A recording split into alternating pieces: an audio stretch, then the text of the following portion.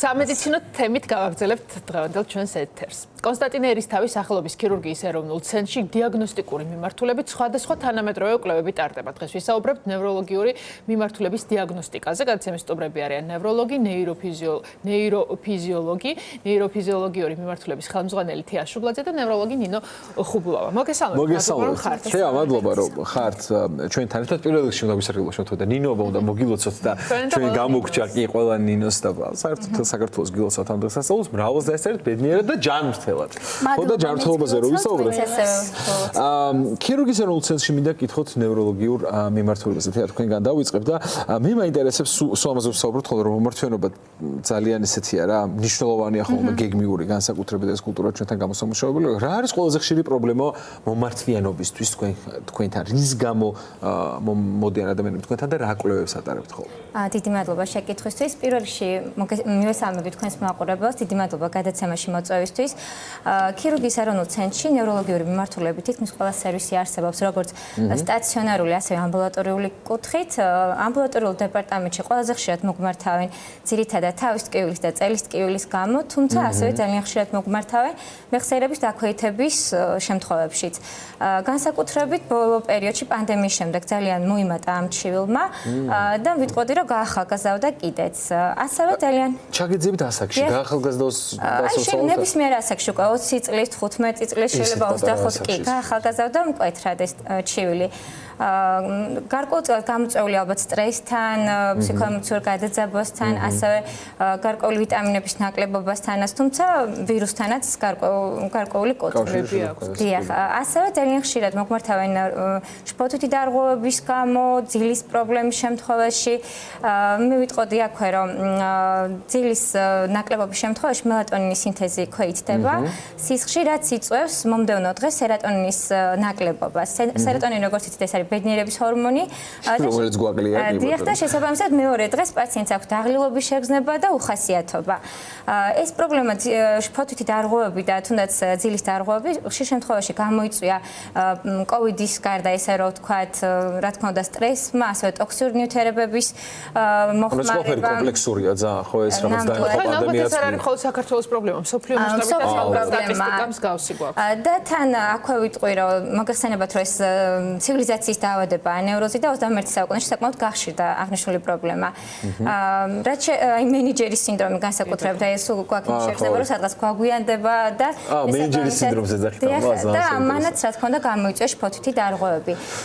გარდა ხო, თუ არ დაასრულეთ მე კიდე ერთი კვლევაზე მინდა გითხოთ, თუ დაასრულეთ, მადლობა. აი, აქ ჩივილებზე მეკითხებოდი და კიდე ძალიან ხშირი არის განსაკუთრებით 40-45 წლის ასაკისამოთ მოგმართავენ სიწარღვოვანი პრობლემებით ხშირ შემთხვევაში, განსაკუთრებით იმ პაციენტებს, ვისაც აქვს ქრონიკული დაავადებები, როგორიცაა დავუშვათ შაქრიანი დიაბეტი, არტერიული ჰიპერტენზია, ასეთ შემთხვევაში ამ პაციენტებს ხშირ შემთხვევაში უჩნდებათ მე სიწარღვოვანი გარკვეული ჩივილები და ამ კუთხით უფრო მოგმართავენ.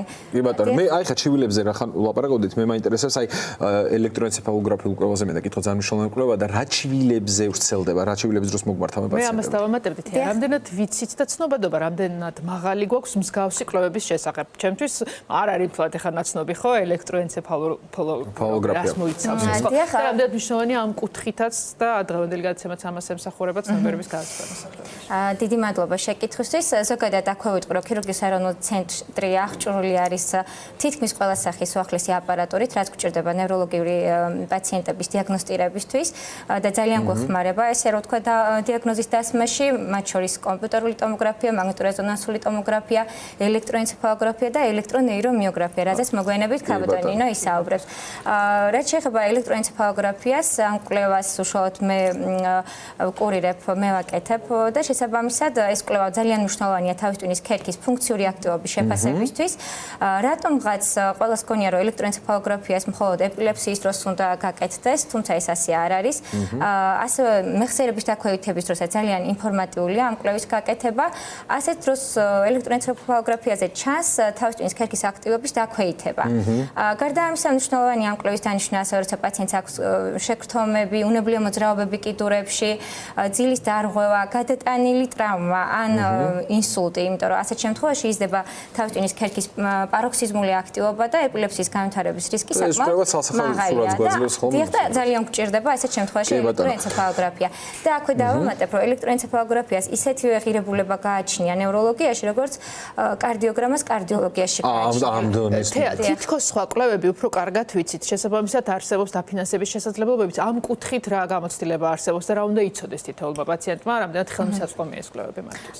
დიახ, ერთსაც ვიტყვი აქვე, რომ ზოგს რატომღაც გქონია, რომ გულყრა აუცილებლად კრუნჩხვით უნდა გამოვლინდეს, თუმცა ასე არ არის, რადგან შეიძლება პაციენტს უბრალოდ ქონდეს შეტევითი ხასიათის თავბრუსხვევა, ან კიდურებში ქონდეს უნებლიე რითმული ტრემორი, კანკალი, ასევე ქონდეს მზერის გაშიშება და ესეც იყოს ერთგვარი ექვივალენტი გულყრის და აღნიშნული ჩივლების შემთხვევაში აუცილებელია პაციენტს ჩაიტაროს ელექტროენცეფალოგრაფია, საწყის ეტაპზე აუცილებელია რომ მიმართოს ნევროლოგს, ჩვენ ასეთ შემთხვევაში შეგვიძლია ფორმასის გაცემაც დაფინანსების მოპოვების კუთხით, ჩვენი კლინიკა თანამშრომლობს სხვადასხვა სადაზღვევო კომპანიებთან და დიახ და ასევე საჭიროების შემთხვევაში შეგვიძლია გამგეობაში გავატანოთ ფორმასი დაფინანსების მოსაპოვებლობა იმისთვის რომ ეს ძალიან მარტივად ფინანსდება. რაც შეეხება ელექტრონეირომიოგრაფიას, ნინო გვეტყვისო და მეც მოვიკოჭლებ ახლა ამ ტერმინოლოგიაში და მინდა რომ ვიცოდე. არა მარტო თქვენ ფართო საზოგადოებისთვის მისაღებენაზე ახსნი რა არის ელექტრონეირომიოგრაფია და რისთვის გამოიყენება ის.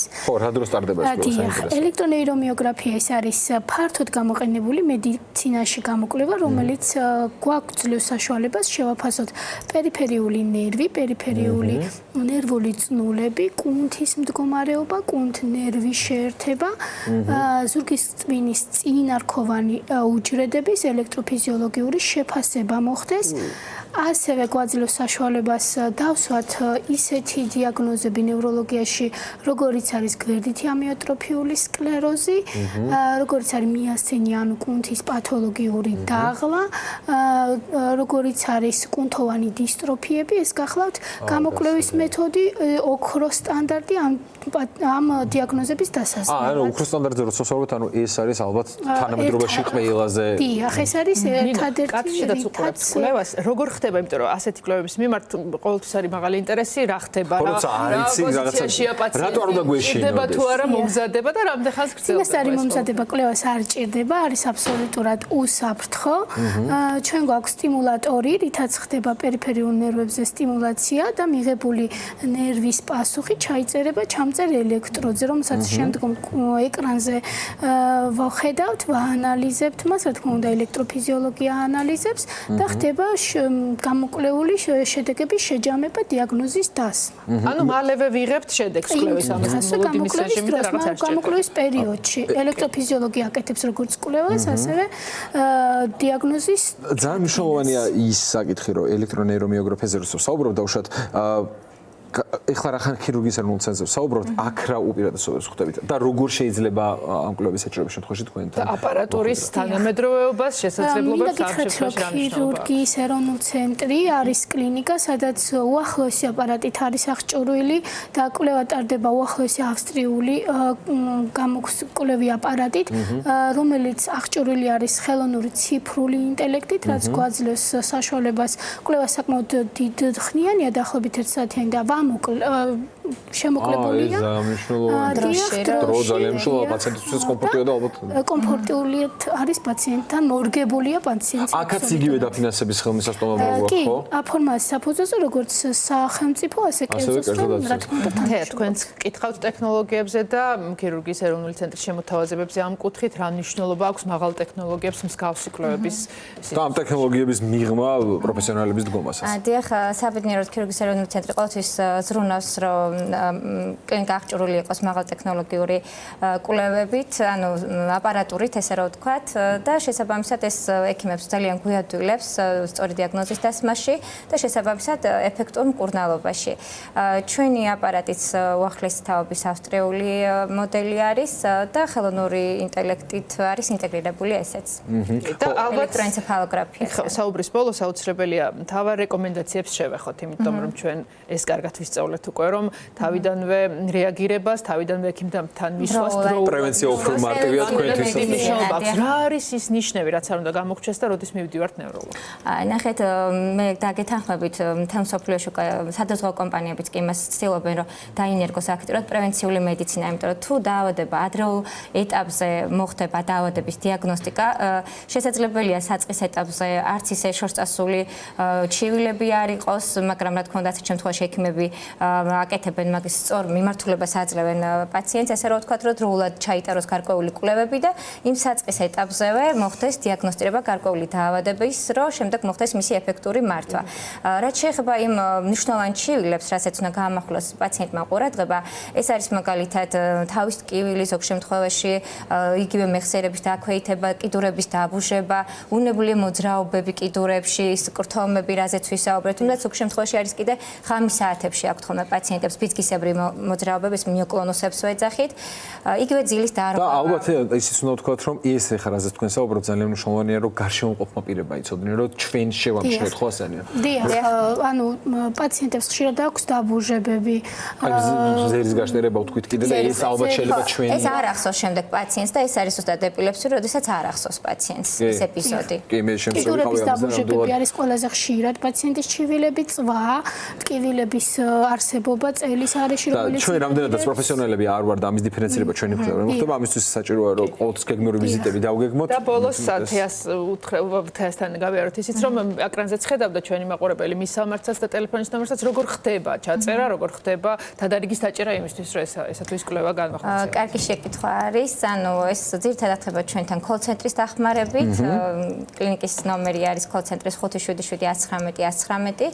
მისამართი ეს არის დიღომი, ჩაჩავას 7 ნომერი და წინასწარ პაციენტებს როგორც თქვენ ახსენეთ, რომ ის პატარ-პატარა ჩივილები, რაზეც ვისაუბრეთ, ზემოთ აღნიშნეთ, როდესაც ექნებათ, არ არის აუცილებელი, რომ ეს იყოს ძლიერი ინტენსივობით, შეიძლება საწყის ეტაპზე ძალიან სუბუქი დანიშნულება დაჭირდეს პაციენტს და სუბუქი რეკომენდაციებით მოწესრიგდეს აღნიშნული ჩივილი, მიმართოს ნევროლოგს დროულად და ძალიან დიდი მადლობა. მე აუცილებლად ამ რეკომენდაციით კი, ამ რეკომენდაციებთან დავასრულოთ კიდევ ერთხელ, რომ პრევენცია ყოველთვის უფრო მარტივი და ყოველთვის უფრო სუბუქია და ამიტომ ექიმებსაც ვიხმარებით ამაში და რა თქმა უნდა პროდუქტში საკუთარ თავსაც. დიდი მადლობა რომ გავიზიარეთ.